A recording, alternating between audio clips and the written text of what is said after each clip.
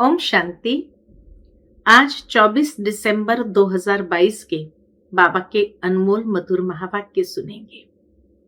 आज की मुरली बाबा की कि जिसमें बाबा ने मुरली का महत्व बताया और बाबा कहे, बच्चे तुम्हें कभी भी मुरली को मिस नहीं करना है, इसमें कभी सुस्ती नहीं करनी है, क्योंकि इसी में ही तुम्हारा कल्याण है।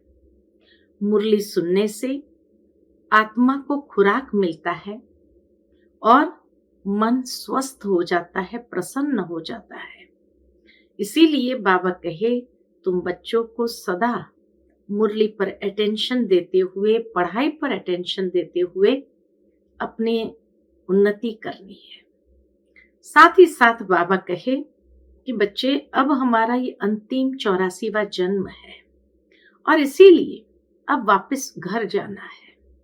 तो घर जाना है, फिर अपने राज्य में भी आना है, तो अपने को ऐसा तैयार करना है। सुनते हैं बाबा के मधुर महावाक्य। ओम शांति। मीठे बच्चे, सदा यह स्मृति रहे कि हमारा यह अंतिम 84वां जन्म है। अब वापस घर जाना है, फिर अपने राज्य में आना है। आज की मुरली से प्रश्न है, बाप पक्का सौदागर है कैसे? उत्तर, जो अभी शाहूकार है, जिन्हें पैसे का नशा है, बाबा कहते हैं तुम यहां की अपनी राजाई संभालो। उनका बाप स्वीकार नहीं करता है। गरीबों को ही बाबा ऊंचते ऊंच बनाते हैं। गरीबों की पाई पाई सफल कर उन्हें शाहूकार बना देते, इसलिए बाप को पक्का सौदागर कहा जाता है। दूसरा प्रश्न, बच्चों में कौन सी सुस्ती बिल्कुल नहीं होनी चाहिए? उत्तर, कई बच्चे मुरली सुनने व पढ़ने में सुस्ती करते हैं, मुरली मिस कर देते हैं। बाबा कहते हैं, बच्चे इसमें सुस्त मत बनो, तुम्हें एक भी मुरली मिस नहीं करनी है। ओम शांति। बच्चों से बेहद का बाप पूछते हैं और जो भी गुरु गोसाई आदि है वह अपने फॉलोअर्स को बच्चे नहीं कहेंगे। कोई भी गुरु गोसाई बाबा कहे अपने फॉलोअर्स को बच्चे नहीं कहेंगे। आजकल तो अच्छे अच्छे जवान विद्वान भी भाषण करते हैं। वह बुजुर्ग माताएं अथवा पुरुष है, उनमें हिम्मत ही नहीं आएगी जो कहे कि हे बच्चों, ये कहेंगे नहीं। ये अक्षर वह कह सकते हैं जो गृहस्थ व्यवहार में है। बाबा कहे, जो गृहस्थ में रहते हैं उनके मुख से सहज ये बात निकल सकती है कि हे बच्चों। बाकी जो निवृत्ति मार्ग वाले हैं वो ये शब्द बोल नहीं सकते हैं। ये अक्षर वह कह सकते हैं जो गृहस्थ व्यवहार में हो। बच्चा अक्षर फैमिली का है। बाप कह सकते हैं, वह सन्यासी आदि तो फैमिली के नहीं है, वह है निवृत्ति मार्ग वाले। तो गृहस्थ व्यवहार के ख्यालात बुद्धि में नहीं आते। निवृत्ति मार्ग वालों को गृहस्थ व्यवहार के ख्यालात बुद्धि में नहीं आते। यह तो माता पिता है, तो जरूर बच्चे बच्चे कहेंगे। तुम भी समझते हो, बेहद का बाप हम बच्चों को बैठ समझाते हैं, पूछते हैं, बच्चों तुम्हारा घर कौन सा है? किसी ने कहा परम धाम। बाबा कहे, परम धाम से कोई समझेंगे नहीं, कहना चाहिए शांति धाम, निर्वाण धाम। तुमको याद करना है अपने घर को। जानते हो बाबा आया हुआ है, हमको श्रृंगार कर घर ले जाएंगे, फिर हम सुखधाम में आएंगे। अभी तो यह है दुखधाम। इनका तुमको संन्यास करना है। यह बेहद का संन्यास सिवाय परम पिता परमात्मा के और कोई सिखला न सके। वह तो हद का अर्थात घर बार का संन्यास करते हैं। यह तो माता पिता है ना। माता पिता घर बार कैसे छुड़ाएंगे? उनका तो धर्म ही है निवृत्ति मार्ग का। दुनिया के सन्यासियों का है निवृत्ति मार्ग का, लेकिन माता पिता है तो वो घर बार कैसे छुड़ाएंगे। जैसे और धर्म है, आर्य समाजी, राधा स्वामी। अभी राधा का स्वामी कौन है ये कोई भी नहीं जानते हैं। वास्तव में राधा कृष्ण तो प्रिंस प्रिंसेस है। राधे कृष्ण तो प्रिंस प्रिंसेस है। आपस में दोनों सखा सखी ठहरे, उनको राधा का स्वामी नहीं कहेंगे। जब राधा का स्वामी बनता है फिर नाम बदलकर लक्ष्मी नारायण नाम पड़ेगा। श्री नारायण स्वामी है। हाँ, जब तक शादी नहीं की है तब तक स्वामी नहीं कहेंगे। ये समझने की बातें हैं। कितनी छोटी छोटी बातें भी बाबा क्लियर करके समझाते हैं। बाप ने बच्चों से पूछा, अपना शांति धाम सुख धाम याद है? ये रावणपुरी दुख धाम है। पूरी रहने की होती है। पूरी कहा जाता है रहने के स्थान को। रावणपुरी में राम सीता है नहीं। यूं तो तुम सब सीताएं हो और बाप कहते हैं मैं हूं राम। मुझे तुम सीताओं को रावण की जेल से छुड़ाना है। जो सारी दुनिया समुद्र के बीच में है उन पर रावण का राज्य है। राम राज्य तो सतयुग में था, जिसमें लक्ष्मी नारायण राज्य करते थे। था भारत पर राज्य, परंतु उस समय और कोई खंड न होने कारण कहा जाता है यह भी विश्व के मालिक थे। है भारत के मालिक और कोई खंडों का नाम निशान नहीं रहता, तो सारी दुनिया के मालिक ठहरे ना। और वहां तुम्हारा मीठे पानी पर राज्य चलता है। तो यह तुम बच्चों की बुद्धि में रहना चाहिए कि अब नाटक पूरा हुआ है, अभी वापस घर जाना है। हमने 84 का चक्र लगाया है। मनुष्य की बुद्धि में कुछ नहीं आता, ऐसे ही सुनी सुनाई बात कह देते हैं। तुम जानते हो हम 84 का चक्र लगाकर आए हैं, अभी हमको वापस जाना है। फिर नए सिर चक्र शुरू होगा। पुरानी दुनिया कलयुग से नए सिर शुरू नहीं हो सकता, परंतु नया चक्र सतयुग से शुरू होगा। यह सब बातें तुम बच्चों को ही समझाई जाती है, परंतु कितनी बातें बच्चे भूल जाते हैं। धारणा न होने कारण फिर वह खुशी का पारा नहीं चढ़ सकता। हमारा यह 84वां अंतिम जन्म है, फिर हम अपने घर जाएंगे। जब तक पवित्र नहीं बने हैं तब तक कोई वापस नहीं जा सकते। जन्म लेना ही है। जो तुम पहले पहले थे अब पिछाड़ी में हो। सब धर्म वाले अभी अंत में भिन्न नाम रूप देश काल में है। गुरु नानक जिसने सिख धर्म स्थापन किया उसकी आत्मा कहाँ है? यहाँ ही भिन्न नाम रूप में है। सबको पूरा पाठ बजाना ही है। अभी तुम पुरुषार्थ कर रहे हो नई दुनिया में जाने के लिए। पिछाड़ी में सबको हिसाब किताब चुकतू कर फिर जाना है। गुरु नानक की आत्मा फिर अपने समय पर आएगी। बाबा कहे हर एक का अपना अपना कर्मों का हिसाब किताब है, सबको चुकतू करके जाना ही है। सतयुग त्रेता द्वापर में वह आ न सके। कौन? गुरु नानक देव की बात बाबा कर रहे हैं। वह आती ही है कलयुग में। 500 साल पहले आए हैं। अपने समय पर आकर धर्म स्थापन करेगी।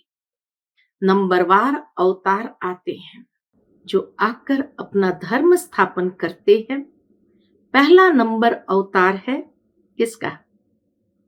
संगम युग पर परमात्मा का। पहला नंबर अवतार है भगवान का। अब निराकार कैसे अवतार ले? बताते हैं, मैंने इस चोले का आधार लिया है। शिव बाबा खुद बताते हैं, मैंने इस चोले का आधार लिया है। यह अपने जन्मों को नहीं जानते। शरीर तो इनका है ना, गाया भी जाता है, आए देश पर आए, और सब अपने देश अपने शरीर में आते हैं। हाँ, धर्म स्थापक दूसरे के शरीर में आ सकते हैं, फिर उनका नाम होता है। पवित्र आत्मा आकर प्रवेश करेगी। जो पहली आत्मा है वह धर्म स्थापन नहीं करेगी। जिसके शरीर में आत्मा आई है, तो जो ऑलरेडी थी वह धर्म स्थापन नहीं करेगी। जो आत्मा प्रवेश करेगी वही स्थापना करेगी। सितम आदि पहले वाली आत्मा सहन करती है। जैसे क्राइस्ट की आत्मा आई, वह तो सतो प्रधान थी, उनको कुछ सहन नहीं करना है, उनको तो पहले सतो में ही आना है। तो जो पहली आत्मा है जीसस की, वह सहन करती है। दुख तो आत्मा को ही होता है ना, जब शरीर के साथ है। धर्मराज भी शरीर धारण कराए सजा देंगे। आत्माओं को फील होता है कि हम सजा खा रहे हैं, इसलिए कहा जाता है पापात्मा पुण्यात्मा। पाप शरीर पुण्य शरीर नहीं कहा जाता है। सन्यासी तो कह देते हैं आत्मा निर्लेप है, शरीर पर पाप लगता है। अनेक प्रकार के गुरु लोग हैं। बाबा ने बहुत गुरुओं का अनुभव किया है। बाबा हर एक से पूछते रहते थे, क्यों सन्यास किया? साकार बाबा कई सन्यासियों को पूछते थे, क्यों सन्यास किया? घर बार कैसे छोड़ा? बतलाते नहीं थे। तो मैं कहता था कि मैं कैसे समझूं कि मैं भी कर सकूंगा व नहीं। ऐसी ऐसी बातें बड़े श्रूडनेस यानी समझदारी से करते थे। अभी समझते हैं, बाबा कहे अभी समझते हैं कि यह सारा जो मनुष्य सृष्टि रूपी झाड़ है, इनकी जड़ जड़ीभूत अवस्था है। अभी फिर से नया शुरू होना है। प्रलय तो होती नहीं, शास्त्रों में महाप्रलय दिखाई है, वह तो होती नहीं। कहते हैं श्री कृष्ण सागर में पीपल के पत्ते पर आया। ये सब है गपोड़े। बाबा कहे ये सब है गपोड़े। बाप कहते हैं मैं तो आता हूं आदि सनातन देवी देवता धर्म की स्थापना करने। हमेशा पहले स्थापना फिर विनाश, पालना, ऐसे कहना चाहिए। पहले स्थापना फिर विनाश फिर पालना, ऐसे कहना चाहिए। ऐसे नहीं कि पहले स्थापना पालना पीछे विनाश कहो। करेक्शन करते हैं बाबा। तो कोई सेंसिबल सुनेगा तो कहेगा ये तोते मुआफिक पड़े हुए हैं, स्थापना पालना फिर विनाश कैसे होगा? इसलिए कायदे मुजब करेक्ट अक्षर बोलने हैं। कितना अच्छी तरह से बाबा समझाते। कायदे मुजब करेक्ट अक्षर बोलने हैं। स्थापना विनाश पालना। अभी ऊंचे ते ऊंच बाप की तुमको श्रीमत मिलती है, देते हैं ब्रह्मा के तन द्वारा। ऊंचे ते ऊंची श्रीमत बाबा देते हैं ब्रह्मा के तन द्वारा। ये बाबा का शरीर मुकरूर है। सेंसिबल बच्चे जो होंगे उनको कोई राय पूछनी होगी तो श्रीमत लेंगे। श्रीमत पर चलने से कभी धोखा नहीं खाएंगे। शिव बाबा की ही श्रीमत है। बाबा दूर थोड़ी है। बाप देखते हैं बच्चे रॉन्ग चलते हैं व राइट चलते हैं। हर एक को सर्जन से राय मिल सकती है। यह है सबसे बड़ा सर्जन। यह है सबसे बड़ा सर्जन। कोई भी बात में तकलीफ हो तो बाबा बैठा है। श्रीमत पर चलते रहो। समझो कोई गरीब बच्चा है, धारणा अच्छी है, सर्विसेबल है, परंतु गरीब है इसलिए आकर मिल नहीं सकता। ऐसे को टिकट भी मिल सकती है। बाबा क्या कहते हैं, ऐसे बच्चे को बाबा टिकट भी दे सकते हैं, ऐसे को टिकट भी मिल सकती है। बाप तो गरीब निवास है ना। ऐसे तो बाप को बच्चे चाहिए जो गरीब से गरीब हो और पढ़कर ऊंचे से ऊंचा चढ़ जाए। आजकल सब गरीब है। 10-20 लाख तो कुछ भी नहीं है। 10-20 करोड़ हो तो शाहूकार कहा जाए। बाबा ने समझाया है, पदम पति यह वर्षा ले नहीं सकेंगे। देखो, जिस समय बाबा ने ये महावाक्य सुनाए थे, उस समय तो 10-20 लाख भी जिनके पास होते थे बहुत शाहूकार माने जाते थे। करोड़ तो किसी किसी के पास होंगे। लेकिन जैसे आज जब ये मुरली सुनते हैं तो लगता है बाबा ने पहले से ही वर्तमान समय को देख करके कि बच्चे जब आएंगे सुनेंगे तो उस समय महसूस करेंगे कि आज 10 लाख 20 लाख भी कुछ नहीं है, 10-20 करोड़ हो तो शाहूकार कहा जाए। बाबा ने समझाया है, पदम पति ये वर्षा ले नहीं सकेंगे, वह अर्पण हो न सके, न बाबा अलाउ करेंगे। गरीबों की पाई पाई सफल होती है। ऐसी क्या पड़ी है, यह भी पक्का सौदागर है। शिव बाबा भी पक्का सौदागर है, इसलिए शाहूकार आते ही नहीं है। बाप कहते हैं, तुम अपनी राजाई संभालते रहो। अब तुम बच्चे जानते हो, बाबा आकर क्या करते, सब वेदों शास्त्रों का सार समझाते हैं। यह भी बाबा ने समझाया है, विष्णु को ब्रह्मा बनने में 5000 वर्ष लगते हैं और ब्रह्मा से विष्णु को निकलने में 1 सेकंड लगता है। और कोई ये बातें समझ न सके। बाबा कितना अच्छा हिसाब समझाते हैं। विष्णु की नाभि कमल से 84 जन्म बाद अभी ब्रह्मा निकला है। अभी ब्रह्मा सरस्वती सो फिर लक्ष्मी नारायण बन जाते हैं। सूर्यवंशी बनेंगे, फिर चंद्रवंशी बनेंगे। ये सारा चक्र बुद्धि में है। ब्रह्मा सो विष्णु, विष्णु सो ब्रह्मा, ये टॉपिक बहुत अच्छी है। सारे चक्र का राज इसमें आ जाता है। ये सब बातें सेंसिबल बच्चे अच्छी रीति धारण कर सकेंगे और पॉइंट्स लिखते करेक्ट करते रहेंगे। भाषण जब करते हैं, कोई को याद नहीं रहता तो कागज सामने रखते हैं। तुम बच्चों को ओरली समझाना है। बैरिस्टर लोग बहुत अभ्यास करते हैं, फिर दूसरा वकील आर्ग्यू करेंगे तो किताब खोलकर देखेंगे, फिर बोलेंगे, जज साहब देखो फलानी लॉ बुक में यह है। वह फिर कहेंगे फलाने बुक में यह है। उन्हों के पास बहुत पॉइंट्स रहती है। इंजीनियर की भी बुद्धि चलती रहती है। तो हमको ऐसे ऐसे प्लान्स बनाने हैं। तुमको भी विचार चलाना है। टॉपिक की लिस्ट बनानी चाहिए। इस पर यह पॉइंट समझाएंगे, फिर सारी नॉलेज बुद्धि में आ जाएगी। फिर एक्यूरेट भाषण करेंगे। अचानक भाषण करेंगे तो गड़बड़ होगी। यह भी नंबरवार प्रैक्टिस है। तब तो जो तीखे हैं उनको बुलाते हैं, आकर भाषण करो। समझते हैं ये बड़ी बहन है।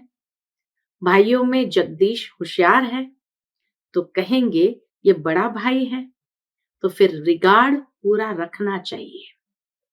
फिर बड़े का काम है छोटों को सिखाना।